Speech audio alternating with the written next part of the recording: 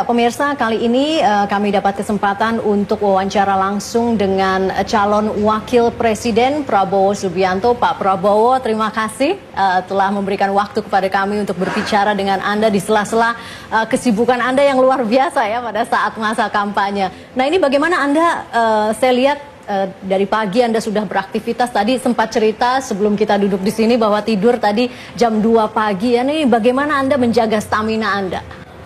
Ya, saya memang ada satu kelebihan saya itu bisa tidur di mana saja. Oh begitu. Tadi malam tidur di mana nih? Tidur di rumah, tapi karena kurang, kadang-kadang saya tidur di mobil. Oh begitu. Tidur di pesawat, tidur di mobil, tidur di sofa kadang-kadang. Jadi akhirnya saya kira tidur itu. Kuncinya ini tidur ya? Tidur harus cukup lah, minimal 6 jam lah, 5-6 jam minimal ya. Oke, kalau tadi saya juga lihat Anda baru saja melakukan sebuah konferensi pers, pertanyaan dari wartawan tajam-tajam, Anda bisa dengan tenang menjawabnya. Nah, tapi sebenarnya sering nggak sih, Anda kan sering dibilang, wah Pak Prabowo nih suka kepancing, gampang emosi. Nah, itu bagaimana Anda menanggapi? Benar nggak sih seperti itu? Saya kira mungkin dulu benar ya, dalam arti dulu kan saya jauh lebih muda ya, dan memang kalau kita besar dalam lingkungan tentara ya, khususnya saya dulu di pasukan tempur, mungkin apa yang kita anggap biasa itu orang di luar tentara menganggap seperti apa ya, seperti tegang atau keras. Tapi memang suasana pasukan tempur memang seperti itu, bahwa semua harus serba cepat, serba jelas, serba tegas ya, dan dalam pertempuran kan decision itu harus cepat, dan salah keputusan ya itu nyawa anak buah meninggal, nyawa anak buah melayang, nyawa kita hilang. Jadi taruhannya sangat tinggi. Nah, setelah saya keluar dari tentara, bergaul, saya kira saya bisa lebih menyesuaikan ya. Kadang-kadang di tengah orang sipil, orang non militer itu harus lebih apa ya, lebih tone down, lebih fleksibel gitu ya. Kadang-kadang apalagi politik ya, di dunia politik itu kadang-kadang kita harus, tadi kan pertanyaan-pertanyaan yang tajam ya, kita harus menerima bahwa itu bagian dari demokrasi, dan asal kita punya keyakinan bahwa niat kita baik, yang kita perjuangkan itu baik, bermanfaat, saya kira kita hadapi apa saja pertanyaan ya. Dan inti daripada politik bagi saya dalam alam demokrasi bagi saya itu adalah upaya kita untuk mempengaruhi keputusan-keputusan untuk rakyat. Jadi selama kita berupaya bahwa keputusan-keputusan untuk rakyat itu bermanfaat untuk rakyat, saya kira saya tidak ragu-ragu ya. Jadi etika kita baik. Persoalan apakah kalah menang, apakah kita dipilih oleh rakyat, tidak dipilih, itu persoalan kedua ya. Tetapi persoalannya adalah kita ingin berbuat terbaik untuk rakyat. Itu kewajiban. Itu kewajiban setiap warga negara untuk berbuat demikian manakala dia diberi kemampuan. Nah, itu menurut saya ya. Anda sering sekali mengatakan bahwa ini konsep Anda kan memang ekonomi kerakyatan. Rakyat sering sekali Anda masukkan dalam semua pernyataan-pernyataan Anda. Nah, ada juga yang bertanya bahwa sebenarnya Pak Prabowo ini memperjuangkan rakyat yang mana? Rakyat yang mana? Ya. Rakyat Indonesia semuanya. Rakyat Indonesia semuanya itu terdiri dari 230 juta rakyat Indonesia dari semua lapisan. Ya, lapisan yang paling miskin, lapisan yang agak lebih baik kehidupannya, sampai yang paling atas. Dari semua suku, dari semua agama, dari semua daerah. Kalau kita bisa rakyat seperti itu. Yang persoalan sekarang Mbak Vivi adalah yang mayoritas yang banyak ini menurut saya tidak mendapat suatu porsi yang adil dari kekayaan nasional kita. Yang nikmati hanya segelintir orang di atas saja, begitu loh. Menurut saya ini tidak memungkinkan Indonesia jadi negara yang kuat, yang besar, yang adil, tidak mungkin. Itu saja menurut saya. Ya, jadi saya sudah buktikan ya berkali-kali di hadapan televisi, radio, forum di mana-mana, seminar, rapat akbar, selalu saya katakan dan saya bisa buktikan. Ya, saya ini kalau bicara di depan televisi, dinonton mungkin jutaan orang, itu kan tidak boleh sembarangan bicara. Saya sudah benar-benar punya data, saya punya kajian-kajian, saya bisa membackup pernyataan-pernyataan saya. Saya sudah beberapa lama mengambil kesimpulan bahwa sistem ekonomi Indonesia ini perlu dikoreksi. Sistem ekonomi kita ini telah memungkinkan sudah berapa puluh tahun ya kekayaan nasional kita mengalir ke luar negeri, dan ini menurut saya sangat-sangat merugikan seluruh bangsa, seluruh rakyat. Ini titik beratnya ya? Ini titik berat. Nah, saya ingin membangunkan rakyat Indonesia. Ya, masa kita terima kondisi semacam ini? Ini kondisi yang bodoh. Kita kalau mengizinkan ini terus, bahwa kita bangsa yang bodoh. Tergantung termasuk golongan bangsa yang bodoh. Membiarkan ya. Hal ini. Itu yang saya kecewa, bahwa elit kita tuh kadang-kadang hanya berpikir kekuasaan praktis. Tapi semua capres-cawapres mengatakan bahwa ini berjuang untuk rakyat. Tapi tidak ada tokoh lain yang mengakui seperti apa yang saya katakan, bahwa sistem kita keliru. Saya satu-satunya selama ini. Ya kan? Dan bagaimana kok sistem yang memungkinkan kekayaan nasional kita mengalir ke luar negeri lebih besar daripada tinggal di dalam negeri? Kenapa kok itu dibilang sistem yang berhasil, sistem yang mau dilanjutkan, sistem yang mau dipertahankan? Ya, mempertahankan apa? 100 juta rakyat kita dalam kemiskinan. Ya, menurut Bank Dunia. Kalau kita mau akal-akalin, kita pakai rumus-rumus lain, ya bisa lah. Itu namanya akrobat, ya kan? Kita main-main dengan angka. Tapi Bank Dunia kan punya standar untuk seluruh dunia. Ya. Mereka yang hidup di bawah Rp20.000 sehari itu termasuk miskin. Ya, sekitar 100 juta rakyat kita, hampir 50% rakyat kita itu termasuk golongan miskin. Ya, pemirsa tetaplah bersama kami. Kami akan segera kembali masih bersama Prabowo Subianto. 50% rakyat kita termasuk golongan miskin, walaupun diklaim berbeda ya. Ada yang klaim lebih kecil ya, capres-cawapres lain mengklaim lebih kecil angka kemiskinan. Nah, tapi mungkin lebih konkretnya Pak, kalau misalnya nanti Pak Prabowo terpilih menjadi wakil presiden ya, itu Pak Prabowo mau mulai dari mana ya? Kalau Bapak mengatakan ini semua sistemnya salah, mau mulai dari mana? Mbak Vivi, coba bayangkan ya, coba Anda bayangkan ya, bahwa seorang pengusaha di Indonesia, dia bisa menerima kredit dari bank pemerintah, ya. Boroknya itu, jaminannya itu adalah izin-izin dari pemerintah Indonesia sendiri, ya. Jadi uangnya dari bank pemerintah, jaminan ini izin dari pemerintah Indonesia juga, ya.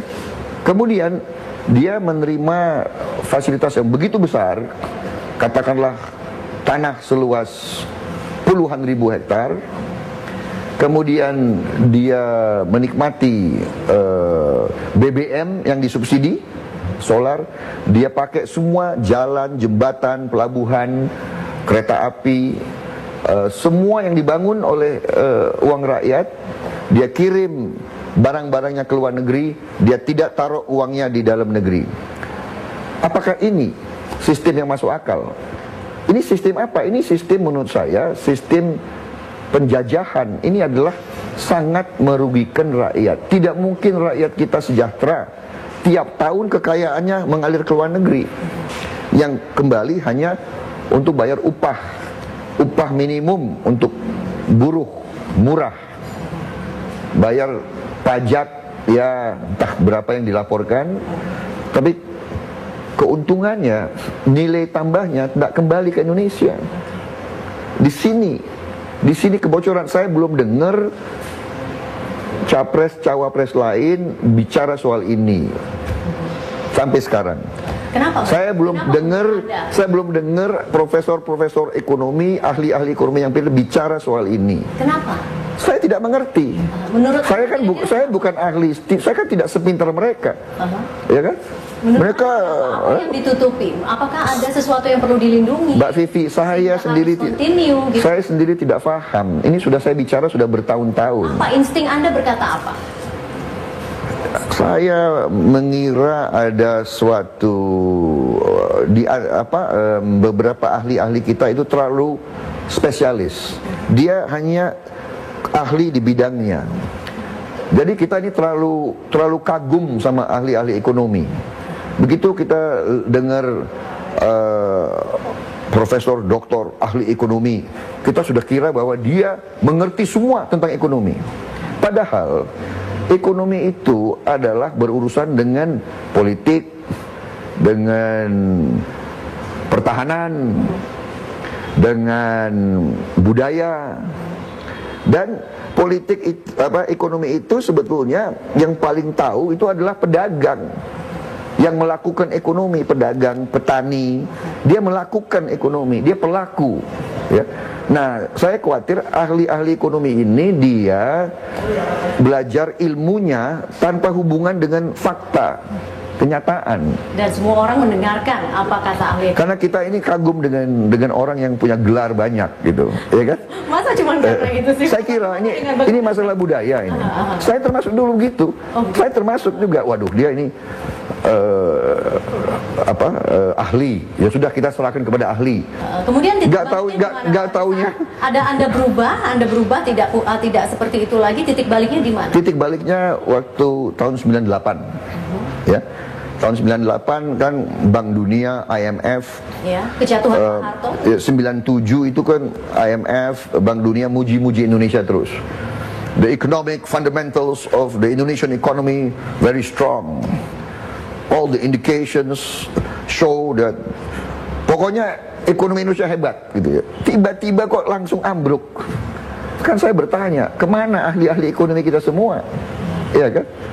Nah, kemudian setelah transisi Orde Baru ke Orde Lama, ekonomi ambruk, ratusan ribu perusahaan bangkrut, bank-bank kita hancur, rupiah kita hancur, dan kita jatuh miskin. Kalau kita ingat tahun 98 itu rupiah itu $1 2.300. Oh, 2.300. Sekarang berapa? 10.000. Ya kan? Berarti kita 4 kali lebih miskin dari 98. 4 kali lebih miskin bangsa kita, ya kan? Kalau dulu untuk beli barang yang nilainya $1 cukup 2.300, sekarang 10.000, dan sebentar lagi akan naik ini, ya kan? Kira-kira kapan Pak naiknya? Kenapa?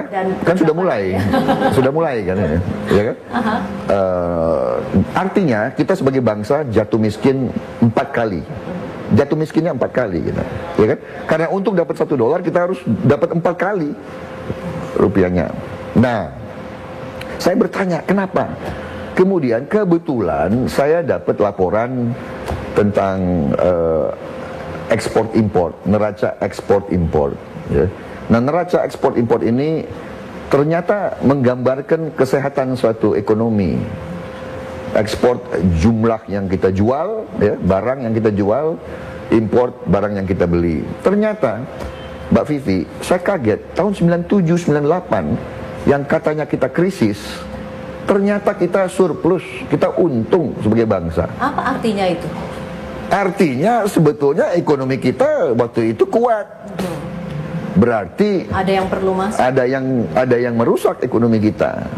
Nah, makanya ahli-ahli ekonomi itu kalau hanya belajar ekonomi, hanya ahli di bidang ekonomi, dia tidak mengerti tentang keamanan, dia tidak mengerti tentang strategi, tentang geopolitik. Kalau dia hanya terlalu spesialis, dia tidak akan mengerti melihat fenomena ini. Di negara-negara tetangga kita, Mbak Vivi tahu nggak, anak-anak SD, SMP sudah diajarkan strategi perang. Mereka diajarkan strategi perang, ya.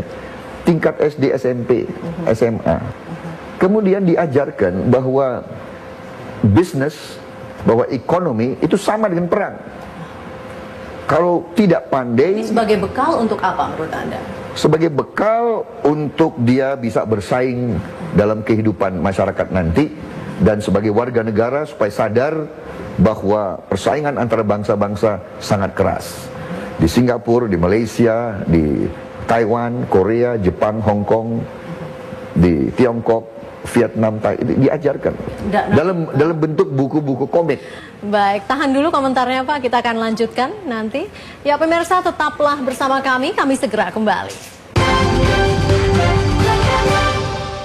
Nah itu nanti berarti Bapak kan nanti rencananya kalau jadi cawapres mau menghapus ujian negara. Apakah Bapak akan masukkan juga kurikulum strategi perang? Saya termasuk yang menyuarakan beberapa tahun yang lalu bahwa jangankan di tingkat SMA, di tingkat universitas saja mata pelajaran strategi perang itu sangat sedikit. Baru berapa tahun yang lalu dibuka. ITB yang pertama membuka ya. Mungkin dia sudah punya bidang studi kajian pertahanan kalau tidak salah istilahnya.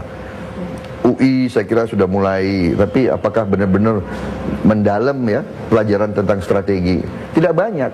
Negara 230 juta, kita tidak terlalu memandang strategi itu penting. Memang bukan prioritas kan ternyata kalau dilihat dari tetapi akhirnya kita selalu terdadak. Kenapa kita bisa kehilangan Pulau Sipadan Ligitan? Kenapa Ambalat sekarang mau diganggu, mau diambil? Kenapa? Ya kan? Ya karena ada minyak dan gas mungkin di bawah itu, kan begitu kan? Berarti kan masalah ekonomi mempengaruhi masalah strategi. Masalah strategi, masalah pertahanan mempengaruhi masalah ekonomi. Kalau ekonomi kita lemah, kita tidak punya cukup uang untuk punya alat yang baik. Makanya sekarang ya kan kita ditertawakan oleh tetangga-tetangga kita. Kan ada joke katanya. Apa joke-nya? Joke katanya jenderal-jenderal Malaysia katanya kalau ada pesawat Indonesia yang mendekati Malaysia, mereka bilang, oh nggak usah ditembak, akan jatuh sendiri katanya. Ini kan joke yang menyakitkan kita. Tapi ini sesuatu, kalau ekonomi kita tidak kuat, kalau uang kita kurang karena kekayaan kita bocor, pertahanan kita lemah. Karena kalau pertahanan kita lemah, sumber-sumber ekonomi kita bisa dicuri. Karena kurang kapal patroli, ribuan kapal masuk ke perairan Indonesia mengambil ikan-ikan kita. Dan ini sudah berjalan puluhan tahun. Ya kan? Kita tidak punya pesawat terbang untuk patroli, kita tidak punya satelit untuk mengawasi. Nah, dengan keterbatasan peralatan itu, kalau Bapak sebagai wakil presiden akan memberikan nasihat tidak atau arahan kepada Ibu Presiden nanti misalnya dengan Megawati, misalnya ada kapal patroli Malaysia lewat di Ambalat, akan diapakan? Saya kira semua presiden harus menjalankan perintah undang-undang dasar ya.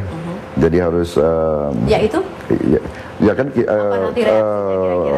saya kira tujuan pertama suatu negara kan melindungi ya kan segenap tumpah darah ya. Jadi kita harus lindungi diri kita, wilayah kita, rakyat kita, kekayaan kita. Jadi saya percaya bahwa setiap presiden akan melakukan itu. Saya percaya. Itu yang mana? Ya, mempertahankan wilayah dan kedaulatan kita. Termasuk menembak langsung begitu? Ya kalau dia mengancam dan dia melanggar kedaulatan kita, sesudah kita memberi peringatan, sesudah kita menghimbau, sesudah kita mengirim nota. Pada posisi saat ini D+ sudah mengirim nota, kemudian ada pembicaraan diplomatik, masih juga lewat, bagaimana menurut Pak Prabowo? Saya percaya bahwa pada saatnya kalau kita merasa kedaulatan kita benar-benar terancam, saya percaya setiap pemerintah akan mengambil tindakan yang harus diambil. Oke, mengambil tindakan yang harus diambil, nanti diinterpretasikan sendiri. Saya ingin kembali soal, katakanlah soal impor ya. Anda juga dikenal yang tidak menyukai impor susu dari luar negeri. Nah, karena untuk memproteksi peternak di Indonesia. Nah, sebenarnya ini dasarnya apa ya? Jadi masalah beternak susu ini kan bukan masalah teknologi yang sangat tinggi yang tidak bisa dikuasai oleh rakyat kita. Ya, harusnya suatu negara yang ingin mandiri, ingin berdiri di atas kaki sendiri, harusnya bisa menyebarluaskan bibit-bibit ternak, memberi latihan, penyuluhan kepada rakyat kita untuk bisa memelihara dan beternak sapi atau kambing perah untuk mendapatkan susu. Sangat sederhana. Kenapa harus kita menyerah? Kenapa harus kita malas? Kenapa harus kita impor susu? Itu tidak masuk akal di saya. Yang malas ini siapa, Pak? Saya kira elit kita malas berpikir. Oke, bukan para peternak ya, elit. Tidak, kan? Iya. Elit kita, pemimpin-pemimpin kita itu maunya gampang saja menurut saya. Tidak mau berpikir ke depan. Masa beternak sapi dan beternak kambing itu sesuatu yang di luar kemampuan? Itu rakyat kita tuh mau kalau diberi kesempatan, ya. Tapi harus diberi pendidikan, penyuluhan, dan diberi benih, diberi kesempatan. Kalau begitu simple, kemudian sampai saat ini memang semua itu simple. Justru yang simple ini yang kita langgar, ya. Ya itu semua sederhana. Ya, bagaimana bisa umpamanya, ya, kita punya peternak-peternak sapi begitu banyak. Pemerintah itu sebelum saya protes keras, dia izinkan impor susu dengan 0% biaya masuk. 0%. Iya. Padahal peternak kita hanya minta ya 10% atau 15%. Ya. Karena kita harus kembangkan kemampuan kita sendiri, ya kan? Jadi itu maksud saya, gitu loh. Oke. Nah, nanti saya akan tanya. Belum lagi turunan daripada industri susunya, ya, turunannya itu. Oke, nanti kita bicara lagi Pak soal turunan, bagaimana pasar tradisional bisa berdampingan dengan hypermart setelah yang satu ini.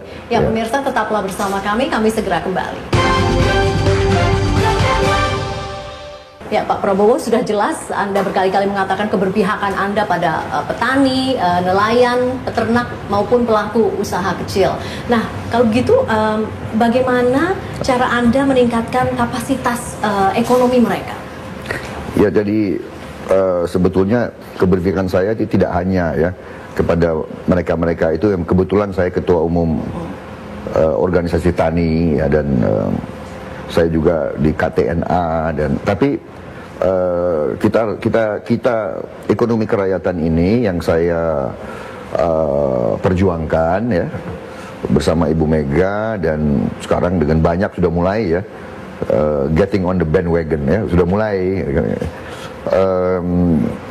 setelah di Amerika kan ekonomi liberal ini kan kemarin ambruk ya.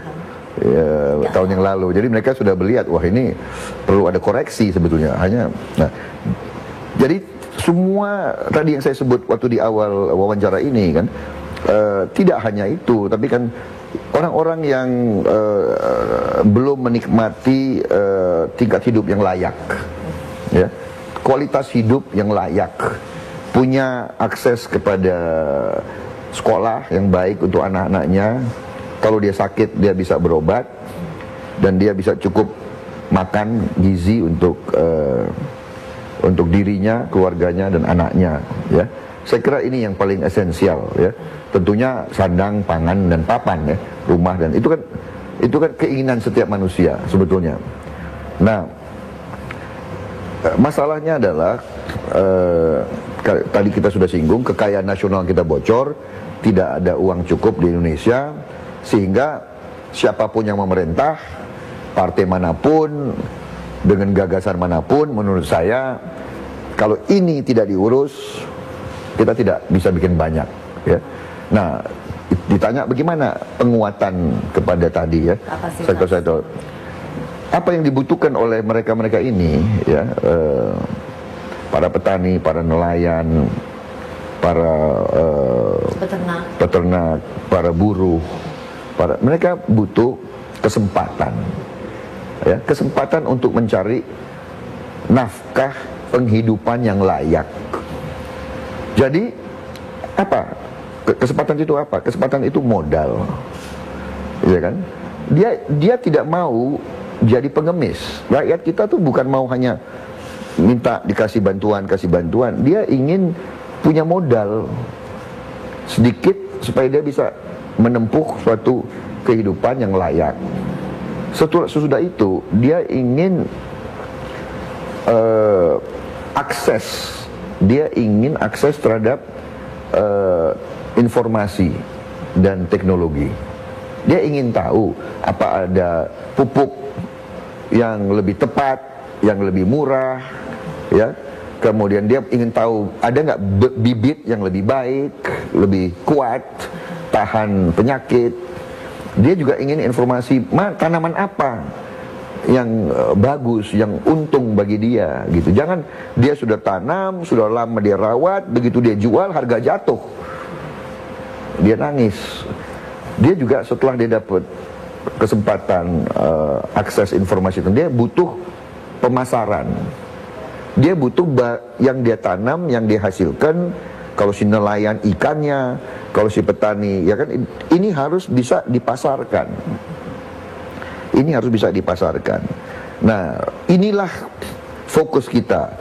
Kami melihat kita punya peluang.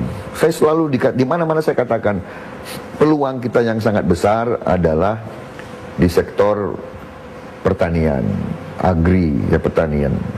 Kenapa? Karena ya kita dikaruniai Tuhan oleh keunggulan. Ya, kita menepati daerah Khatulistiwa, zona tropis, ya. Sepertiga zona tropis dunia itu Indonesia.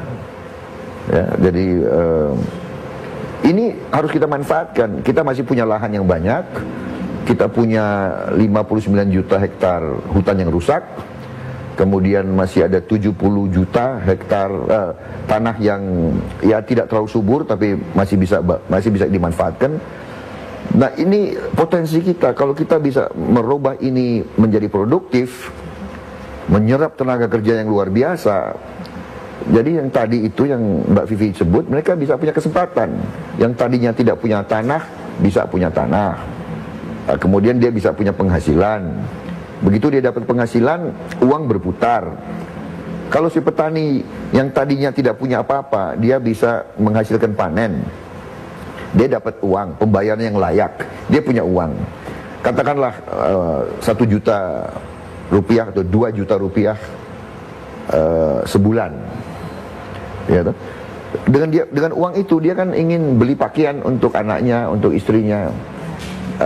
Kemudian apa? Kalau permintaan itu naik begitu banyak, jutaan petani beli pakaian, pabrik tekstil hidup, pabrik garmen hidup, ya kan?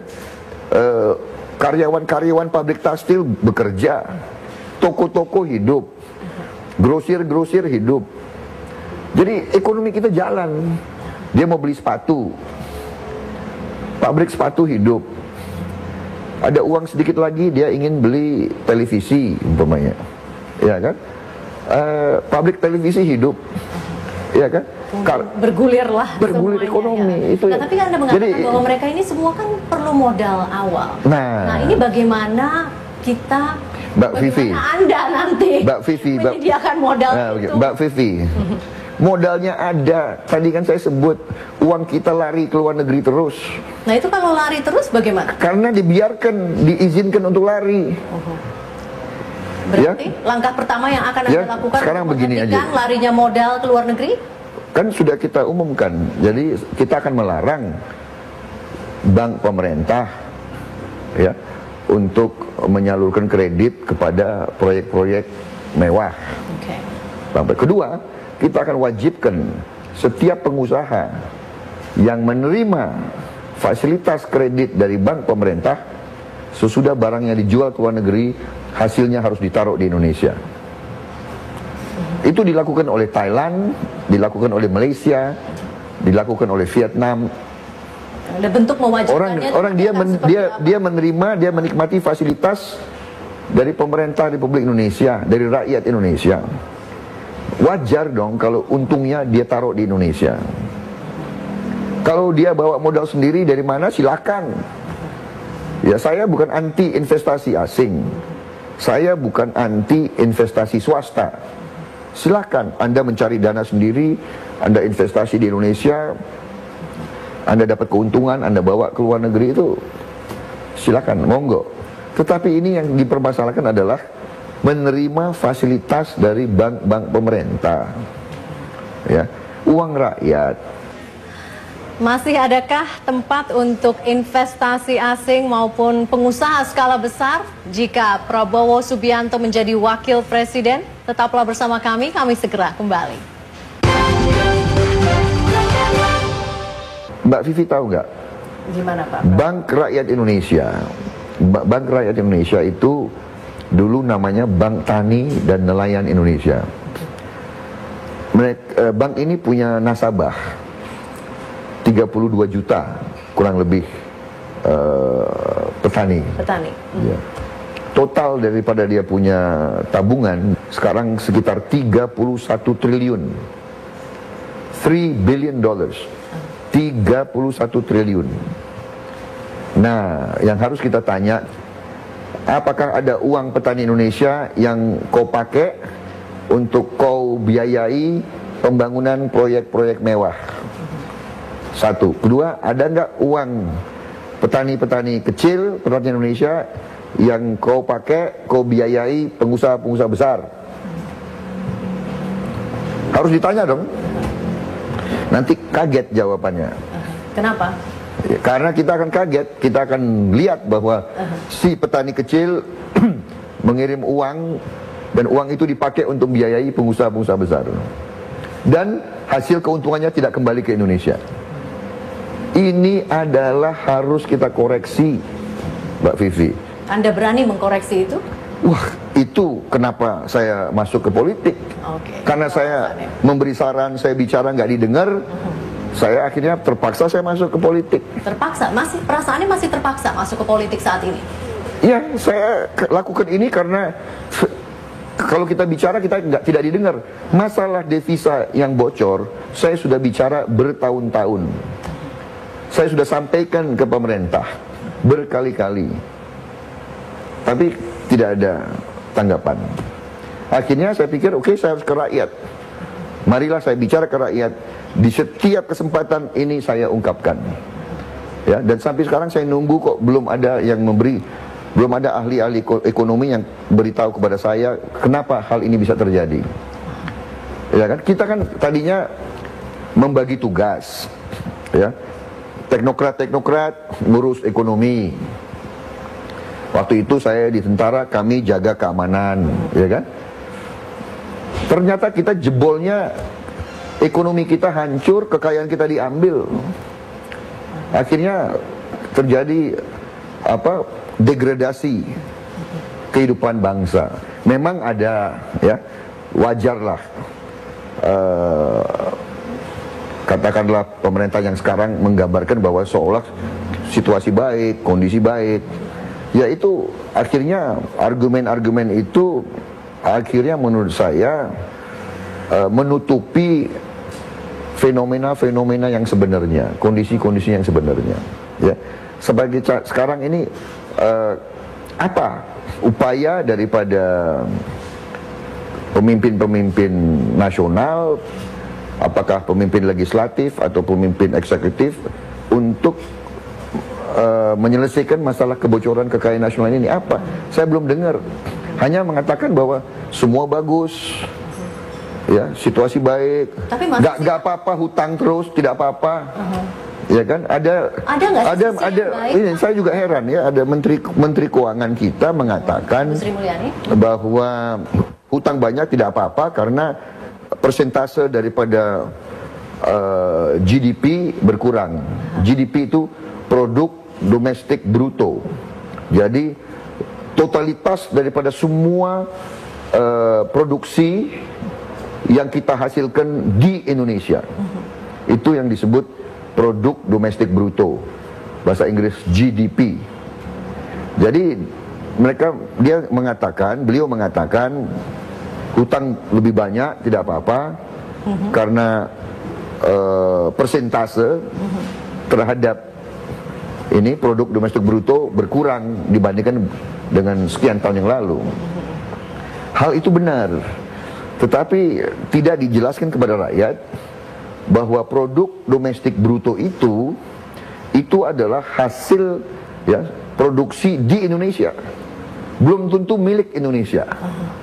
Ya, dia tidak sebut GNP, ya, Gross National Product, produk nasional bruto.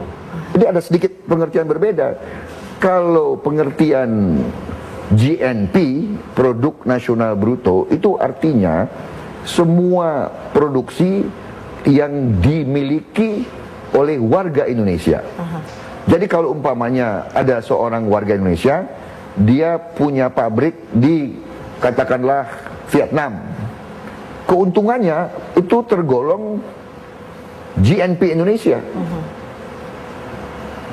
Dengan demikian, cadangan minyak di Indonesia yang dikuasai oleh perusahaan asing masuk GNP negara itu.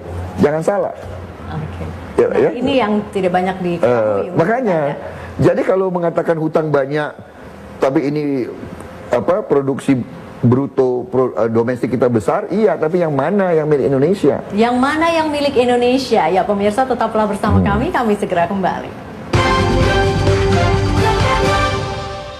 Pak Prabowo, tadi kan Anda sudah kira-kira kasih ancang-ancang ya apa yang akan Anda lakukan. Anda akan menertibkan pinjaman modal untuk pengusaha besar yang menggunakan usahanya untuk pembangunan proyek-proyek mewah kalau dari bank pemerintah. Nah, kemudian investasi asing juga kayaknya nih Anda membuat banyak orang nervous gitu loh, Pak. Nah, bagaimana Anda meyakinkan bahwa Indonesia ini masih tempat yang seksi untuk berinvestasi juga? Gitu? Begini, kalau mengikuti pola pikir yang kami usung, ya, itu justru Indonesia akan jadi magnet bagi investor-investor asing. Bagaimana mau menjadi magnet? Orang tadi belum apa-apa aja sudah oke. Ada aturan-aturannya nih. Oh, ada aturan semakin ketat gitu. Tidak, aturannya semakin masuk akal. Ya kan, yang sekarang terjadi adalah kondisi tidak masuk akal. Iya, gitu? Benar. Kondisi menurut saya termasuk kebodohan. Ya, kebodohan sebagai bangsa. Kita dipandang sebagai bangsa yang bodoh. Ya, kok goblok banget bangsa Indonesia, mau kekayaannya diambil diam saja, kan begitu. Jadi yang goblok kalau rakyatnya atau pemerintahnya? Iya, jelas dong, selalu pengelolanya kan. Iya kan. Jadi Mbak Vivi, kalau ikuti pola pikir kami, berarti kekayaan itu berputar di Indonesia, dimanfaatkan oleh ekonomi Indonesia. Ekonomi Indonesia itu akan tumbuh sangat pesat. Nah, terjadi ya lapangan kerja yang sangat luas. Kita ingin menciptakan jutaan lapangan kerja karena fokus kita melalui sektor pertanian. Ya, sektor pertanian itu menyedot lapangan kerja yang sangat besar dan sangat cepat. Para ahli mengatakan 1 hektar bisa memberi pekerjaan 6 orang secara keseluruhan. Kita bisa bayangkan nggak kalau kita membuka yang tadi rusak menjadi produktif, hutan yang rusak menjadi produktif. Pertumbuhan tadi Anda mengatakan ya, mungkin bisa 6 juta hektar itu kali 6 itu 36 juta orang bisa bekerja. Katakanlah kita konservatif. Kita konservatif lah, kita jangan, sekarang katanya nggak boleh terlalu ambisi gitu, ya kan? Kata ya, siapa? Ya ada pemimpin-pemimpin yang bilang jangan terlalu ambisi gitu. Aneh, menurut saya justru kita kan harus berani ya untuk merebut sesuatu kemakmuran. Itu menurut saya harus, bangsa-bangsa itu harus berani ya. Korea dulu nggak punya apa-apa, dia berani bikin industri kimia ya. Jepang dulu berani bikin industri kapal ya. Jadi harus ada keberanian.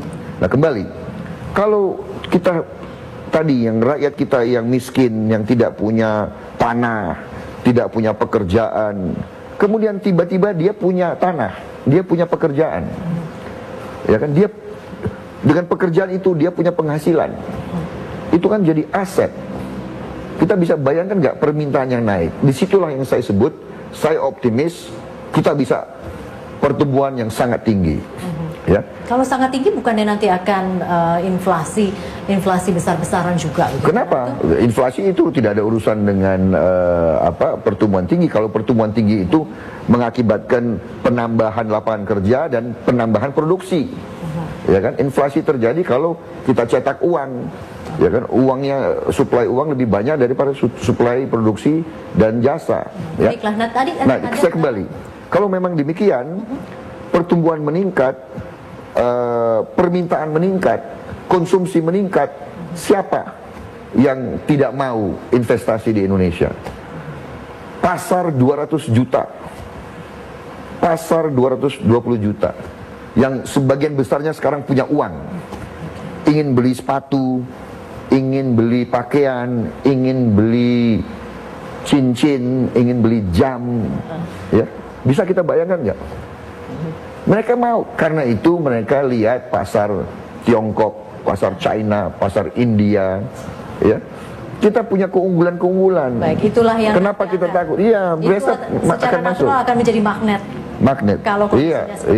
Nah, Pak Prabowo misalnya. Tapi maaf ya, kalau investor itu mau tabrak lari, mau windfall profit cepat lari, apa yang akan terjadi pada itu nggak bermanfaat bagi kita. Kalau spekulan mau datang hanya berapa minggu, main-main di bursa, ambil keuntungan lari, bagi kita dia nggak masuk juga nggak apa-apa. Ya, kita mau benar-benar foreign direct investor asing benar-benar kau ke sini, kau lakukan kegiatan ekonomi, kau investasi yang benar, silakan. Kalau investasi hanya untuk spekulasi di bursa dan sebagainya, dia nggak masuk juga nggak apa-apa bagi kita.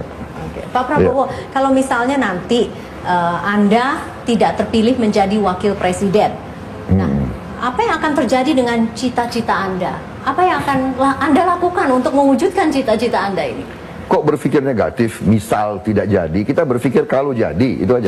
Berpikir positif dong. Gak apa-apa, kalau saya kan rakyat biasa, Pak. Kalau saya, misalnya, saya ingin tahu apakah ini benar-benar murni, bahwa ini cita-cita Bapak harus diwujudkan, atau hanya kalau Anda mendapatkan kekuasaan?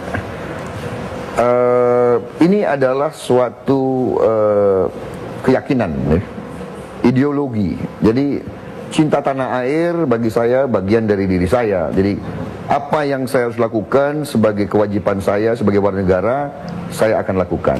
Ya, kalau sudah saya lakukan, seberapa jauh berhasil, seberapa jauh diterima, yang penting kita sudah melakukan kewajiban kita. Itu pemahaman saya. Ya. Jadi pemahaman saya dari saya belajar sejarah. Republik, ya, konsep suatu republik yang berhasil adalah kalau setiap warga negara yang mampu dalam arti mampu fisik, diberi kesehatan, ya, mampu intelektual, diberi kemampuan intelektual, akademis dan sebagainya, pendidikan. Ketiga, kemampuan ekonomi, dia sudah bisa berdiri di atas kaki sendiri, dia sudah mapan. Kalau ini terpenuhi, kewajiban warga negara adalah mengabdi kepada republiknya, mengabdi kepada rakyatnya. Mengabdi bisa dalam beberapa bidang, kan? Jadi pengusaha mengabdi, jadi guru mengabdi. Tapi tetap dalam kerangka mewujudkan cita-cita Anda. Saya kira demikian, ya. Itu adalah kewajiban menurut saya. Oke, baik. Ya. Pak Prabowo Subianto, terima kasih. Terima kasih, ya, atas wawancara ini. Terima kasih. Sama-sama Pak Prabowo.